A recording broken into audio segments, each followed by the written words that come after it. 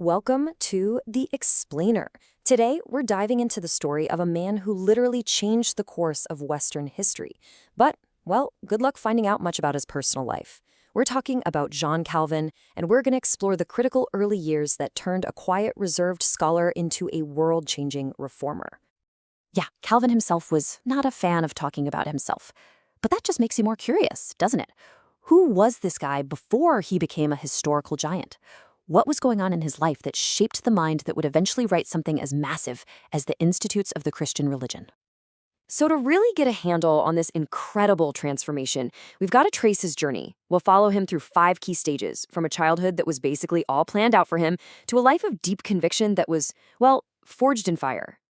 Now, trying to piece the story together, it's tough, super tough, actually. Calvin only gave us 2 very brief accounts of his early life, and he wrote them years later. The rest comes from a biography by his good friend Theodore Beza, so it's kind of like being a detective with only a couple of clues.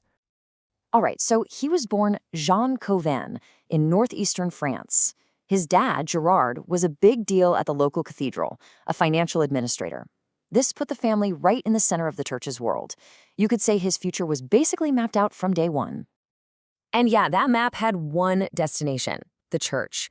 Calvin himself later wrote, "My father intended me as a young boy for theology." Notice he says intended. This wasn't just a suggestion, it was the plan.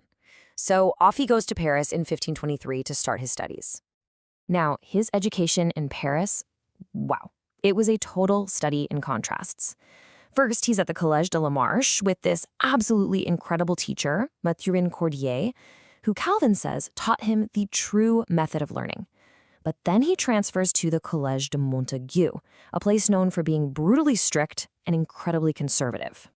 And if you think I'm exaggerating about how bad Montaigu was, just listen to this. The famous scholar Erasmus, who was there a little while before Calvin, described it in the most grim terms possible.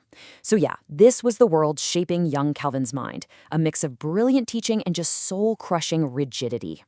So, Calvin finishes his arts degree in 1528. He's all set to dive into theology, just like his dad wanted. But then, bam, a total curveball. His father makes a decision that changes absolutely everything. And why the sudden change?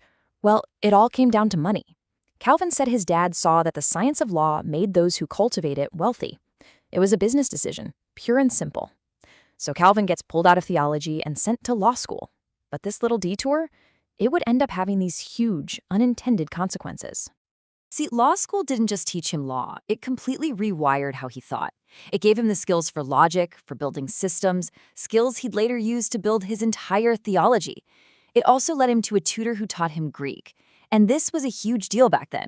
I mean, some people in the church thought Greek was practically heresy. They called the New Testament in its original form a book full of thorns and prickles. But for Calvin, this thorny language, it was the key that would unlock everything. All right, so sometime around 1533, something happens.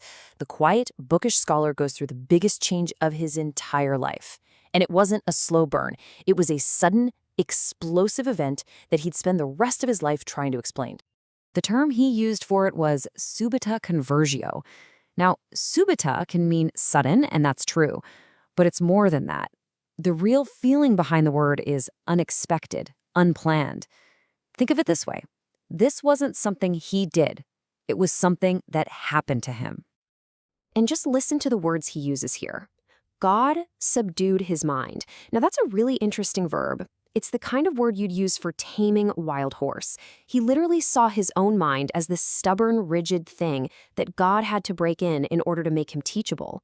How incredible is that? So let's be super clear about this. This wasn't just him changing his mind about a few doctrines. No way. This was a total rewiring of his whole person. His passion went from his academic studies to this all-consuming fire to understand Scripture.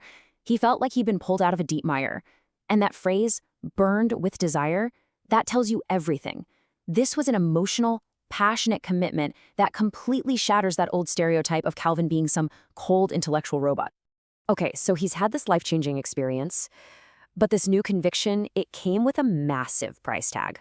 Almost overnight, his entire world gets flipped upside down. The life of a quiet scholar was over.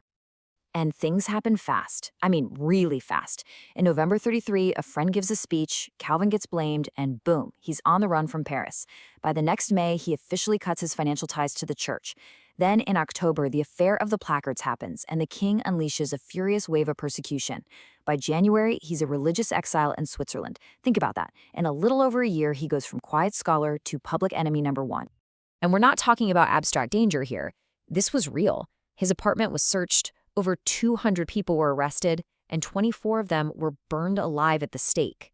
Then it got personal.